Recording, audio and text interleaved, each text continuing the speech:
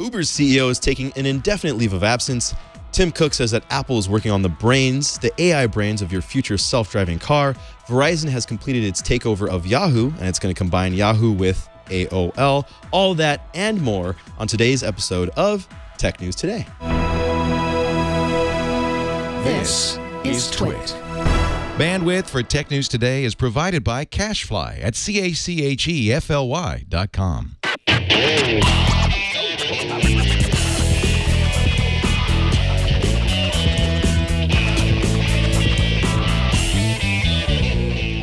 This is Tech News Today, episode 1788, recorded Tuesday, June 13th, 2017.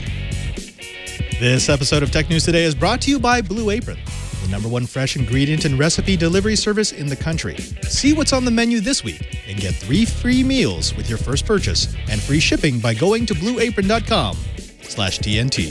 Hello and welcome to Tech News Today, the show where we talk about some of the biggest stories in tech and some of the most interesting and passionate people in technology. I'm Nathan Olivares-Giles. And evidently, according to the TriCaster, I am Pod Drizzle. I guess that's what you can call him. That's what I am today. So we're filling in for Megan Maroney and Jason Howell. They will be back tomorrow. But there is so much news to get to. We're going to start, of course, it seems like the last few days we've been starting with Uber. Travis Kalanick, the CEO of Uber, is officially taking a leave of absence. In a note to employees sent Tuesday, Kalanick said he will take time to, quote, work on himself and reflect on building a world-class leadership team. The CEO will also be focusing on family after the tragic death of his mother in a recent boating accident. The decision, which Uber says is the CEO's on his own, comes as the company is dealing with the ongoing fallout from reports of a toxic company culture rife with widespread sexual harassment and corporate misbehavior. More than 20 people have been let go in connection to sexual harassment claims at the company. 2 top executives below Kalanick have left the company recently, and this leave of absence is indefinite, so we're not quite sure when he will return. It's interesting because more and more news keeps coming out about Uber, and almost none of it is good. In fact, the only thing that could be kind of good was the fact that instead of losing $1.something billion the last quarter, they only lost $700 million. Yeah. That qualifies as good news in the Uber world right now because it is just story after story about bad culture, bad behavior, bad decisions, bad leadership. I mean, at one point, you got to say, well, how much more can Uber take? Yeah, it's a fair question, and you know they're not a publicly traded company right now. Right. But if they ever do have IPO aspirations, which you would think a company at this size would, and in order to do the sort of things that their ambition is reaching for, like developing self-driving car technology and offering automation and all sorts of things like this, they'll have to do that someday. But before you would ever try to sell investors on Wall Street on your company, you have to sell consumers and building your brand. And right now that brand is pretty much, as you said, kind of defined by the bad news that's happening there. Interestingly enough, though, as they're really trying to embrace this culture shift and they're getting rid of a lot of the leadership, bringing in new folks, the CEO isn't going to be around. This seems like one of the most important points for the company, and he's leaving. Now, there are many good reasons, both personal and professional, that he would be taking a leave of absence, but it seems like a very important inflection point for the company. So it should be a very different company when he gets back. Interestingly enough, they hired former U.S. Attorney General Eric Holder to basically do an evaluation of the company's culture and make some recommendations on what should be changed. 13 pages of that report were released today as well. And in it, the former Attorney General recommends to limit Kalanick's responsibilities, hire a strong chief operating officer to run the day-to-day of the company, and appoint an independent board chairman, and create an oversight committee on the board, all in an effort to bolster the checks and balances on management. So it definitely seems like a lot of the finger pointing is going back to the top leadership. This is actually not a surprise. We do have a saying in my other line of work that a religious order never flourishes until its founder's dead. And it's a bit of logic that does apply, because think about it. What do we know about Uber? Uber it's disruptive, right? It did a great job of that. It really shook up the whole taxi market. It made cities look at how they're handling transportation for its citizens. And in that sense, that they're a pirate, and that's it's good to be a pirate. However, every company that starts out as disruptive, starts out as that pirate company, has to grow up. Exactly. At some point, they become a publicly traded company. They have stockholders. They have a board. They have people they're responsible to. And so that same sort of disruptive, at a glance, off the cuff, almost frat boy mentality goes from being the thing that drives your disruptive behavior to something that's just disruptive to your company. That's where Uber is right now. That's the spot that they find themselves. And either they grow up and they become the company that can be disruptive into the future, or it becomes a footnote of, hey, you remember Uber? Yeah, they started this motion towards self-driving cars and a different way of looking at taxis, and now they're gone. Yeah, and there was another report from Yahoo today. They had and someone leaked to them a recording of an all-hands meeting where they're going over the Holder report, and Ariana Huffington, who's on the board, was explaining everything to folks, and she said, hey, I'm the only woman on the board. We just got this Nestle executive. She's going to join the board. They say it's easier to get a second woman on the board if you already have one, and we're seeing progress in diversifying the board. One of the male board members spoke up and said, actually, when you have a woman on the board, data shows that you get more talking on the board. So it's like in the middle of an all-hands meeting, you're seeing these sorts of comments that are cringeworthy. And so it's just a fantastic example of how much work Uber still has to do, and these issues exist on their board of directors and the company as a whole. A lot of the dialogue that was happening in this meeting was actually talking to the employees and saying, hey, listen, you have to hold us accountable. You have to hold your managers accountable. You have to hold yourselves accountable. It's, you know, there's a lot of talk about, well, how do we do this together? But there's a lot of problems over there. They need to grow up, and it seems like they don't quite yet know how to do so. Even today, they're not handling it too seriously. I mean, here's the thing. In the internet world and the internet economy, we are very good at shaming bad behavior. We do it all the time, and we are exceptional at it. We are not very good at forgiving. So at some point, once someone or a company has paid its dues, it should be allowed back in, because someone who has made the mistake and corrected the mistake is actually more trustworthy. That's the person you want on your board. That's the person you want in your company. However, what we're seeing in Uber is it almost seems as if they're saying this is something that's being imposed upon us because it's politically correct, but there's really nothing wrong with the culture. I mean, that was exactly what happened. That's that reason why that comment happened during that meeting, which is he was saying, oh, well, I mean, there's no real reason why we're here other than this is all BS. And until they can own that and say, yes, there is an issue. Yes, there was a problem. We are working on it. These are the concrete steps we're taking. Then you shouldn't trust Uber. Yeah, you can't solve a problem if you don't acknowledge the problem exists, basically, right? Are we done dumping on Uber? I think so. I think so. Okay, let's dump on someone else. Now, Apple CEO Tim Cook, in an interview with Bloomberg, said the company is working on self-driving car technology, but it's not a self-driving car, as has been long speculated, but rather the brains of a self-driving car. Now, Cook didn't explicitly say what Apple's plans are or what sort of product would eventually come of its efforts, but Cook said that there are 3 versions of changes that are disrupting the auto industry. 1, self-driving cars, 2, electric cars, and 3, ride-sharing. Apple is focusing on the autonomous systems and said that the company sees a core technology that we view as very important, the mother of all AI projects, and possibly one of the most difficult AI projects there is to work on. While Cook was deliberately vague on Apple's plans and Apple's self-driving car tests and hires have been widely reported, Apple almost never speaks this early on projects that are that far away from being a releasable consumer product. Let's start with that last bit. Apple doesn't do vaporware. No. They don't. It's when they announce it, it's almost ready for you to buy. That's been their hallmark. People love that about them, the fact that they demo something and then you can place your pre-order. This is something that is obviously years and years and years in advance. It seems strange to have the CEO of the company even commenting on it. Yeah, it's a very un-Apple-like move. It's very it's rare. It's uncharacteristic. It's abnormal. So you got to kind of ask yourself, well, why? Who is Tim Cook trying to talk here? Why does he feel that this is important enough to speak about now? Because he's not the sort of person who just talks off the cuff or who just like lets something slide.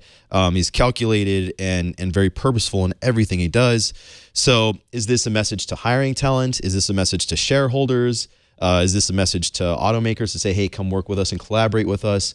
I'm not quite sure. Maybe it's a message to all of those groups because they're competing with Google. They're competing with, Uber. They're competing with, to a certain extent, every automaker out there. But finding out, where everybody's at and then turning potential rivals into collaborators to advance what you're doing makes sense. And that's kind of what you're going to need to do here because they're not going to, if they aren't going to build a car from the ground up, then they're going to have to work with automakers. So it's a really interesting message. But at the same time, as you pointed out, he really didn't say that much. He just kind of said what we all knew, which is Apple's working on some self-driving car technology. So it's a really kind of fascinating move, and I'm sure there's some good reason behind it. I think I see there being two reasons for this happening. One, I'm absolutely with you. I think this is not a mistake. This is Tim Cook essentially saying, hey, you want to work on some next-gen technology with Apple? Yeah. Are you good with AI? Are you good with self-driving cars? Now would be a good time to join us. So there's that side.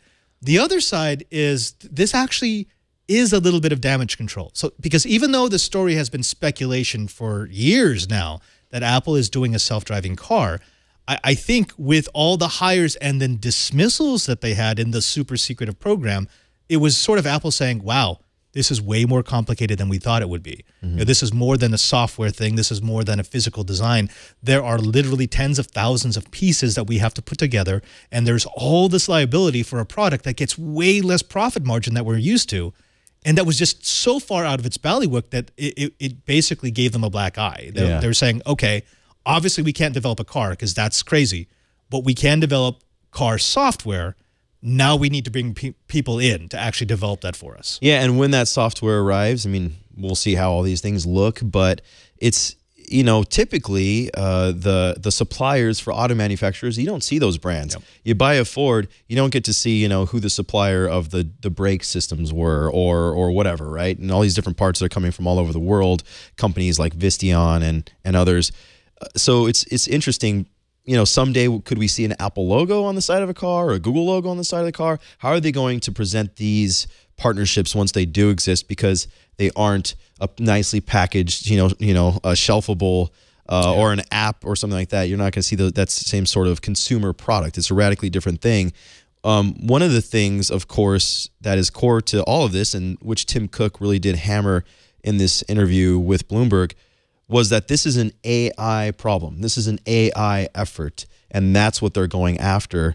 And Apple's approach to building out artificial intelligence is very different than Google's approach, which I'd say is probably their biggest competitor in the self-driving car space right now, in the sense that Google just kind of takes all the data they can, and they're one of those companies that will build stuff in public and just kind of make mistakes, and they'll do it right in front of you, where it's refined. The product that you get from Apple is far more refined. Yeah, but they also, on the AI side, they're not taking as much data. They're not maybe offering, introducing some privacy compromises to consumers in the process and those sorts of things.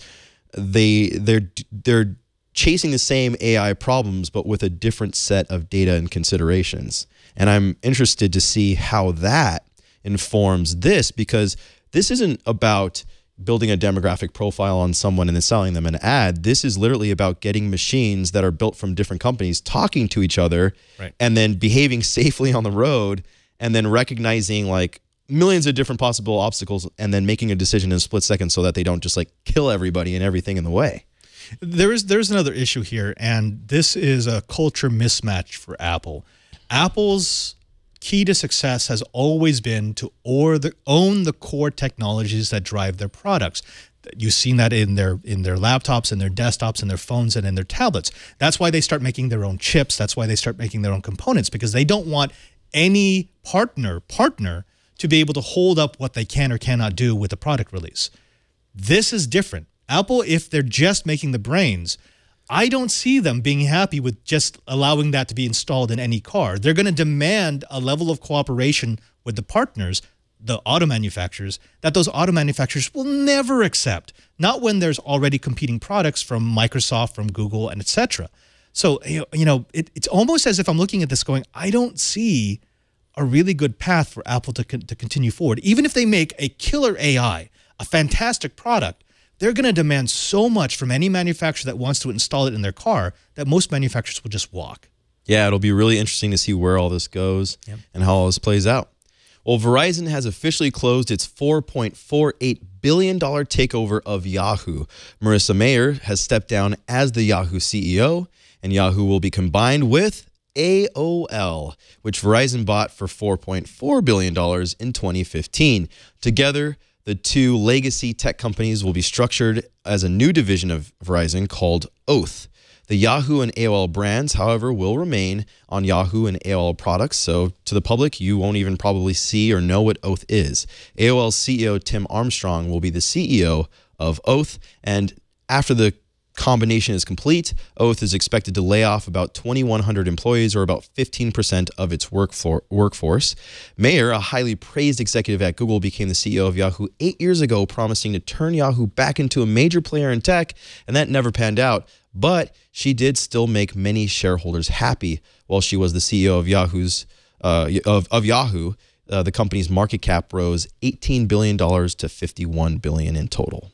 $4.8 billion. Yep. Do you remember, I don't know, less than a decade ago, Microsoft made a bid for Yahoo for $44.3 billion? Yeah. And they said, no, that's way too low. Yeah. Yeah. If you look at it in many different ways, they missed out, and they could have had something much more. But, at that time, Yahoo might not have been so far behind on so many trends in what consumers do with tech and social networking and in the cloud and providing services. And Yahoo was still very much a shotgun approach back then. They had so many products out there, so many different companies that they had acquired, that it was kind of a mess. But even when Microsoft made that offer, there were people, including myself, reporting on this, saying that's way too much money. Because we're looking at, and remember, part of that was all of the stock that they owned in Alibaba. Yep. So they were buying that as well. Yeah. But people were looking at the core Yahoo technology, saying there's nothing there. You've got a little bit of digital advertising. We made a partnership with you for the search engine, but other than that, you're an empty coat. Yeah. And even then, Yang, he took it and he was gloating. He said, I put a poison pill into the deal to kill it off. And shareholders went along with him thinking, okay, well, he knows what's best. They just lost them billions and billions and billions of dollars in sale. Yeah, it's a really kind of a fascinating history for this company, and especially with AOL. Tim Armstrong a couple years ago was asked to define what AOL was as a company, and he had a hard time saying exactly what the company did. Yahoo CEOs were asked the same questions over the year before, and even during Mayer's tenure, and no one could ever say, are they a content maker? Are they an app maker? What do they do? What exactly is the thing that you are? And they don't know. And it's always been a difficult question to answer. Now, combining AOL and Yahoo, these two companies have kind of been punchlines for a really long time. Despite being big, despite having millions and millions of users that have stuck with them for so long. On accident, it's just because people still don't know that they have an AOL account that they're paying for every month. It does kind of make me wonder, what other, tarnished legacy companies could you get? Could you go and get? So they've got AOL, they've got Yahoo. Verizon needs to go for MySpace. If they get MySpace, then that's it. Nailed it. That's Those what I was three thinking. pieces. That would be kind of perfect. That would be kind of the perfect trifecta of does anybody want to use that company anymore? But nonetheless, there are still millions of people who use Yahoo's homepage, their news services, their weather apps, their ad platform, and services like Tumblr and Flickr. It's worth noting, though, that Yahoo has been one of the worst with protecting their consumer data, and they've had breaches on massive scales, some of the biggest in tech. It seems like just about every year for the last 3 or 4 years. And not only that, those breaches have shown something that's very distressing, or at least should be distressing for anyone who's looking over this deal. And that is, when they had the breaches, they were big. I mean, you're talking about 1 billion users. Yeah. But the effect, the fallout, wasn't really big. Yeah. And what that tells me is those accounts were all inactive. Nobody cared if they were abandoned. They were 3rd, 4th, 5th accounts. Yeah. Which tells me you're not really buying anything. This is not where people are engaging. So for me, even that 4.48 billion, that's too high. That's, I mean, no. You know, if I had that much, I don't think I'd be spending on that. But I'm not Verizon. You know, the one thing for Verizon is that really this is part of an ongoing effort, and you're seeing it from Verizon. You're seeing it from AT&T with buying DirecTV. You see it, you know, from Comcast and all these different companies. They don't want to be just a set of dumb pipes that data gets fed through. They want to control some content. They want to, you know, be both a company that makes the things that get shoveled through their pipes and the company that owns the pipes. So this is just, you know, part of a continuing effort for Verizon on that point. Which is also troubling because that sort of vertical integration, which we've seen with Comcast, NBC, that leads to so much conflict of interest because now we start talking about zero rating, which Verizon wants to do. We would have protections from that if we kept net neutrality in place, but of course the FCC doesn't want to do that. Right. So, yep. So, good luck, I guess is what we're saying. All right, let's go ahead and move on. Now, the Russian cyber attacks on the U.S. electoral system during the last presidential election was much bigger than previously believed. According to a Bloomberg report, Russian hackers hit voter databases and software systems in a total of 39 states, twice as many as previously reported. In Illinois, investigators find evidence that Russian intruders tried to delete or alter voter data. The attacks took place over a time period spanning last summer and fall, and the scope and sophistication of the attacks was such that the Obama administration reached out directly to the Kremlin in Moscow to complain about the meddling. As a direct result of those actions last fall, the Department of Homeland Security created and sent special teams around the country to help states strengthen their cybersecurity efforts. That was in addition to some states hiring third-party private security companies as well. So this is, I mean, this is not going away. This is not a story that is a one-stop shop because we're seeing it still. Yeah, it's you know, just as more and more information is trickling about Uber, it seems like almost every day, it seems like every week or two we're hearing more about Russian hackers meddling in our election. And the full scope of it doesn't really seem to be fully understood at this point. You know, with this report saying that you know, about twice as many states were affected as previously believed. I mean, that's a big difference. It goes from being, oh, there were a few isolated cases to, yeah, the vast majority of states had some sort of tampering that was attempted. Yeah. Now, okay, the reports have to continue on to see exactly what did happen. It probably would not have changed the results of the election, but they have to remember there's so much fatigue around the story right now because, oh, Russians. This is different. There was two hacks of the election. One was information peddling and bundling real information with fake information in order to confuse people. That's the part that people have heard about. This is separate. This is the part that doesn't get as much attention. And yeah, at this point, we don't know whether or not this meddling impacted the election. And at this point, most law enforcement agencies and government entities have said that they don't believe that it changed the outcome, right? So in a sense, we've been told there's nothing to see here. Don't worry about it. You know, the election still would have played out the way that it did. But at the same time, for us to be this late getting information of this scale saying, hey, it was twice as big as we thought, we don't really know how widespread it was. We don't really know everything that happened. It would be nice if there were more of a public dialogue around this. It would be nice if there were more transparency or urgency from our elected officials to say, okay, let's find out what really happened here. No one's trying to change the results of the election or undo what's been done, but you know, this is something that is very likely going to happen again. So to fully protect our electoral system, to fully understand what happened, it's, you know, that's what we need. And it doesn't seem like we can really protect ourselves, our elections process, if we don't fully understand what happened and what the ramifications of that were. Now, remember, there have been allegations that voting machines and voting networks have been vulnerable for the better part of a decade and a half. But it was always, there was so little political will to do anything about it because, well, sure, maybe someone, if they did this, this, and this, and had access to that, maybe they could do something. But there was never a smoking gun. Folks, this is a smoking gun. And you know, I'm sorry, and actually I can say this because I'm not normally a host on TNT, but you should care about this. It doesn't matter what party you voted for. It doesn't matter what your politics are. This is democracy in this country being undermined. And whether or not it actually changed the outcome of the election is immaterial. What is important is the fact that it's even possible. And if possible on this scale, 39 states, everybody should be worried about this. Everyone should be writing to your representative and saying, hey, do something about this. Yeah. And that do something can be anything. We've got people in the chat room who are saying, go back to paper ballots. Okay. Or go to a more secure electronic voting network. That's fine too. But to say it will probably be okay next time is not an option. Yeah, that would be frankly irresponsible. You know, there are problems, there are solutions. In order to go find the solutions, you have to know what the problems are.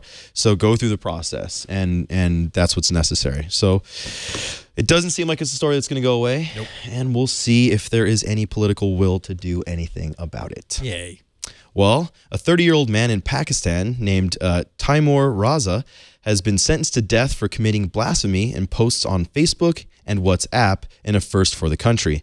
Amnesty International says this is, quote, the harshest handed down yet for a cybercrime-related offense, end quote.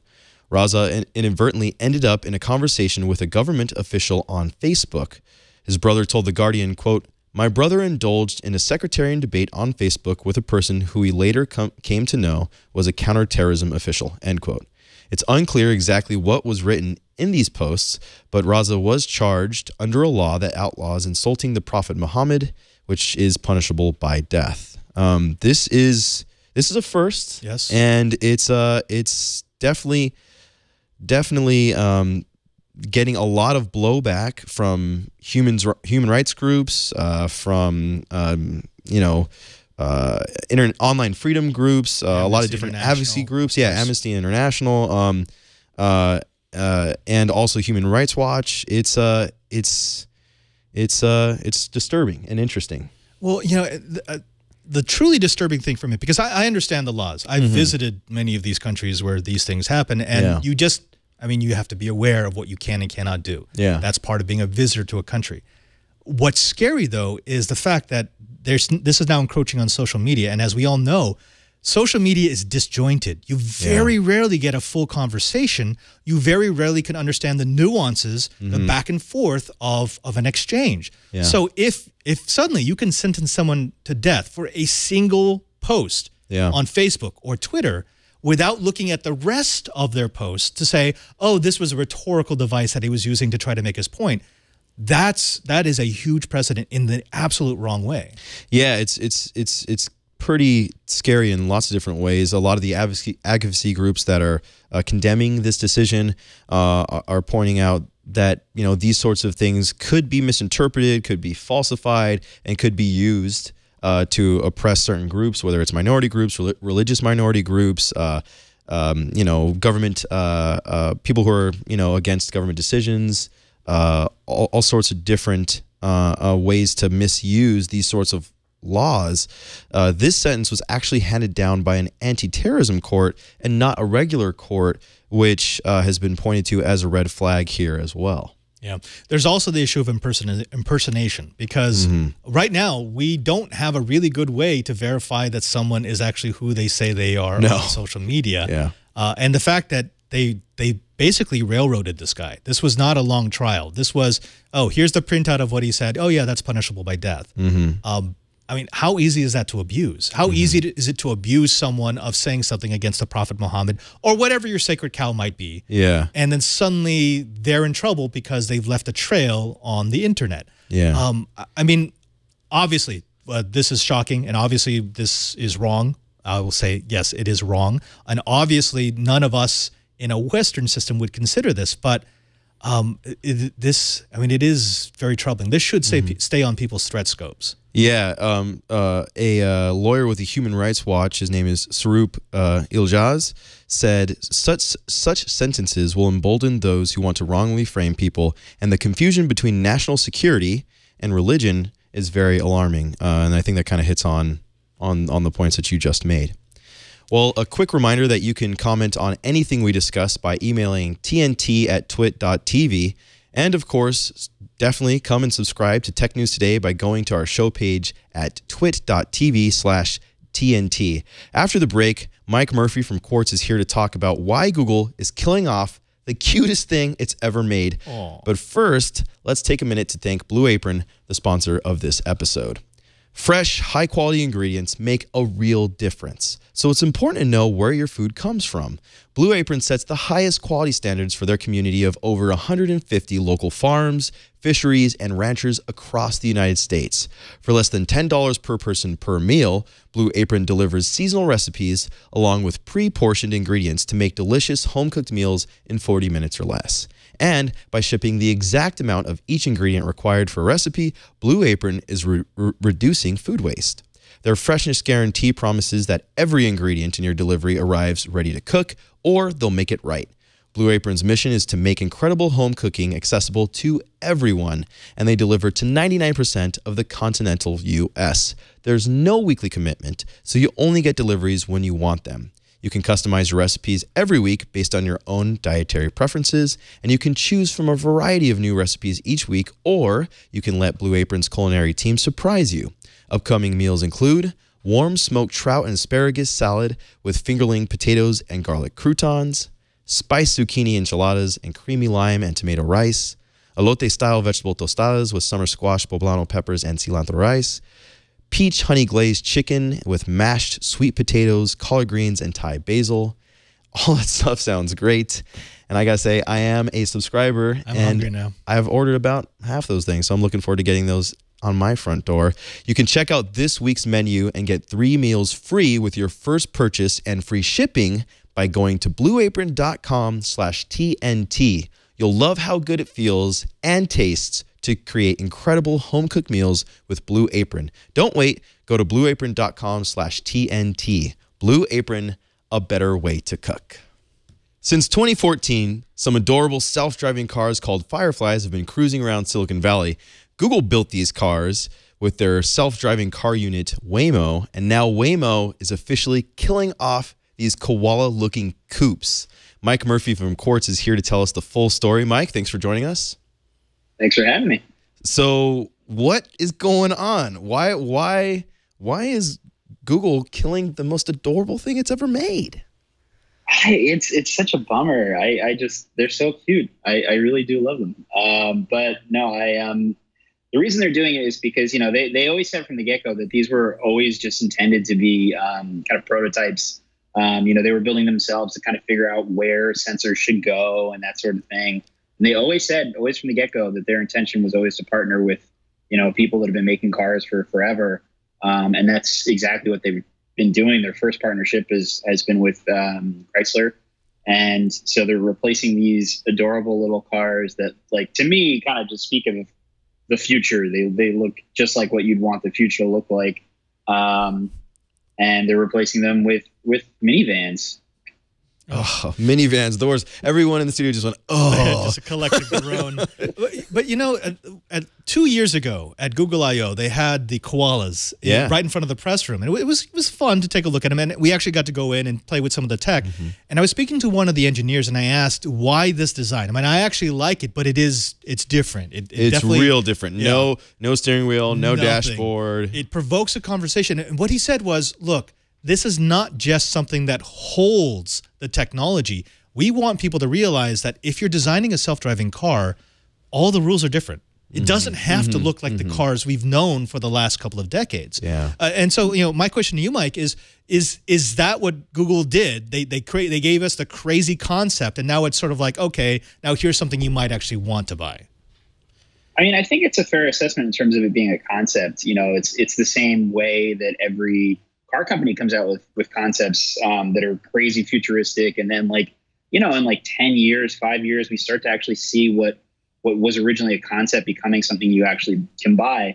I think that's entirely possible with this. I personally don't see Google or Waymo making any kind of car themselves anytime soon, but they're definitely kind of showing through the partnerships that we want to foster, this is the sort of thing that we're envisioning for the future.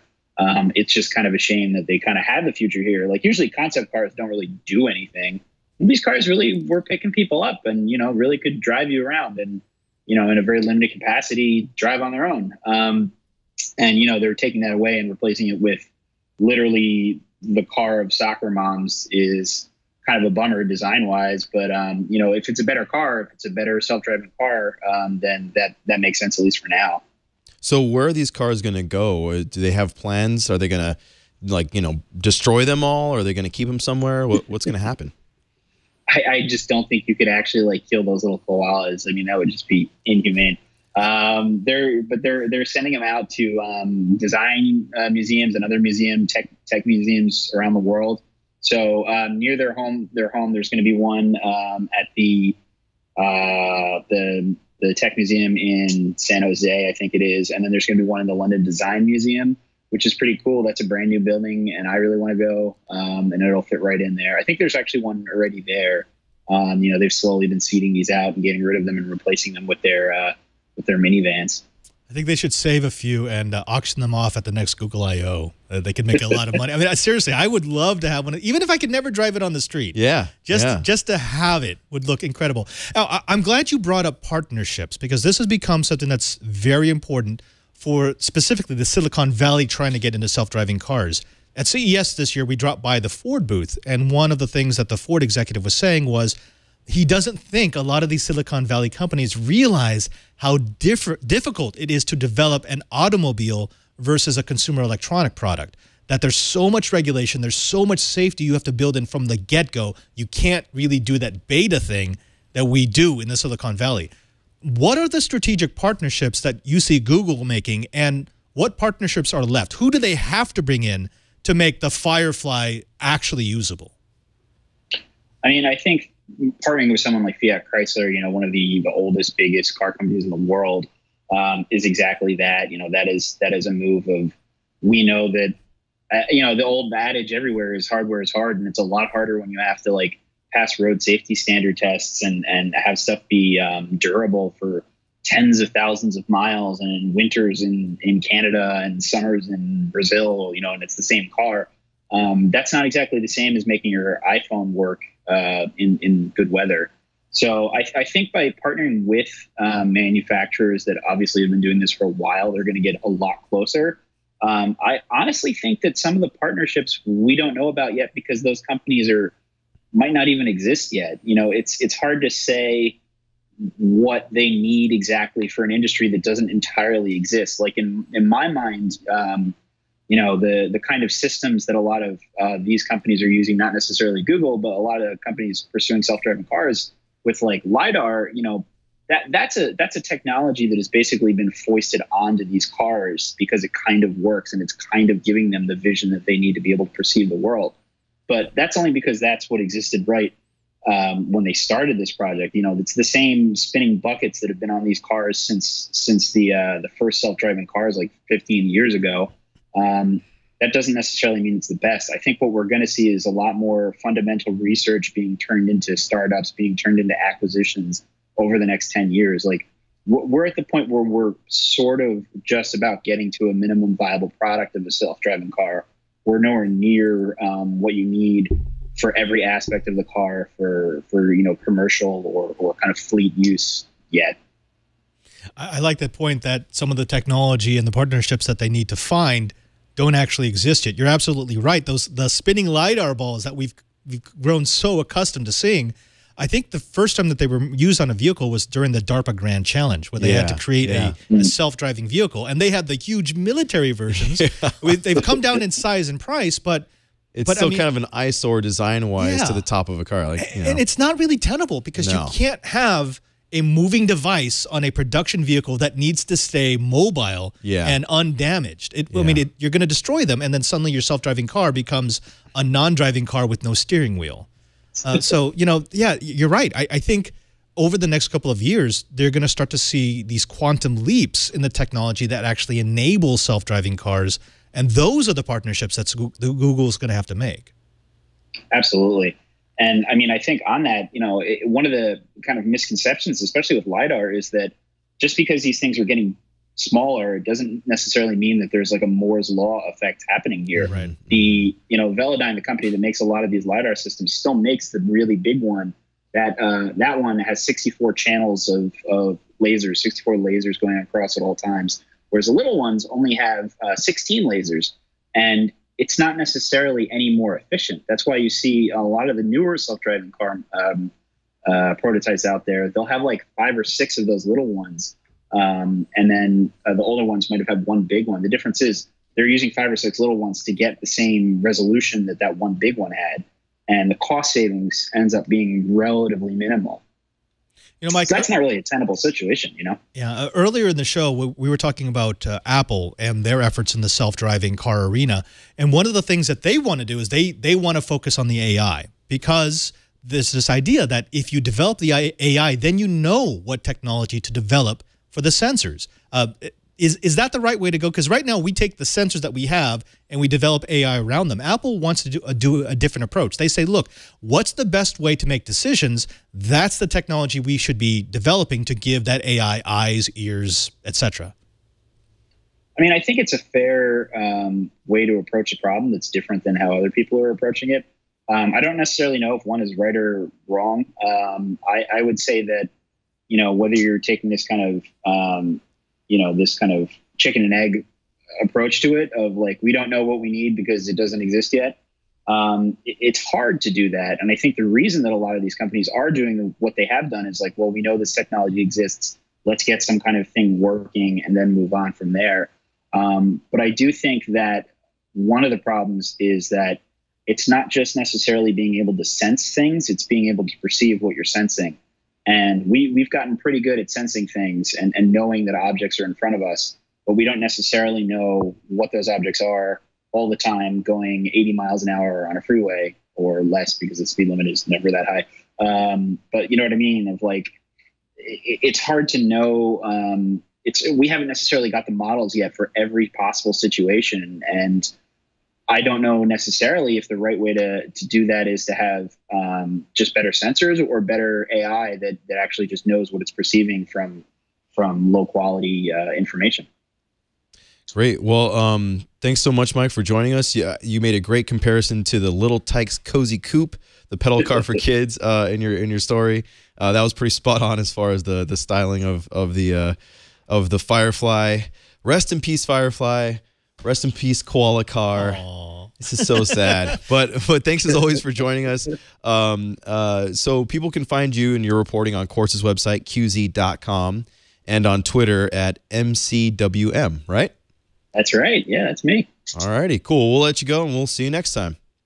Thanks for having me. You know, if Google wants to give us one of the koalas, we'll keep it in our lobby.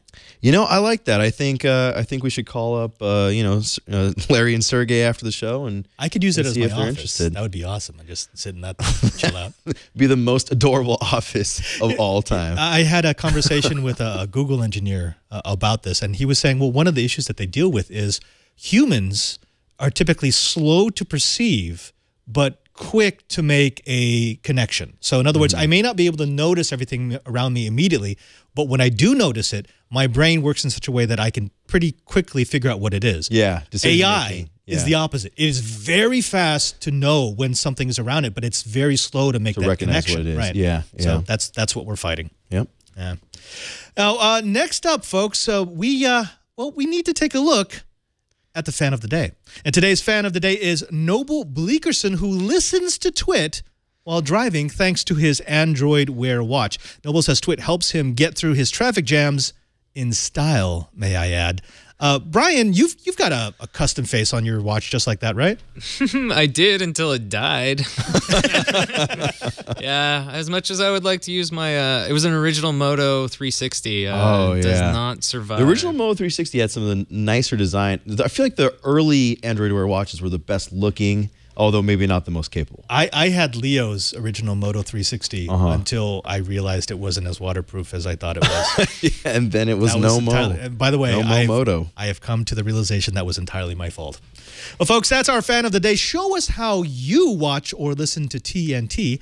Just record a video or take a picture of yourself or your setup and post it on Instagram, Google+, Twitter, or Facebook, and use the hashtag HowIWatchTNT, and we're going to find it. Well, Microsoft's biggest news at E3 was a $500 Xbox that is the most powerful console ever. PlayStation has a ton of exclusives on the way, including an eagerly anticipated Spider-Man game, but Nintendo seems to have won over pretty much the entire internet, with all the E3 chatter online today being focused around Super Mario Odyssey, its upcoming game for the Switch, and kind of maybe how weird it might be.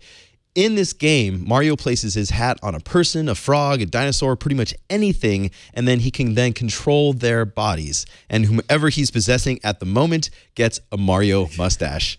This is creepy, hilarious, and weird, and kind of creepy at the same time. But I think it's going to make Halloween costumes a lot easier, because then you just put on a hat and a mustache and you're good to go. You don't have to do anything else. But Padre, we played the Switch this weekend on New Screensavers with ARMS and the motion control. You'll be able to flick a Joy-Con, and that's kind of how it'll work. The hat. Yeah, and that'll throw the hat. But wait, or at least that's what the reports are saying. What if Mario as a person doesn't actually exist? Maybe he's always been his hat.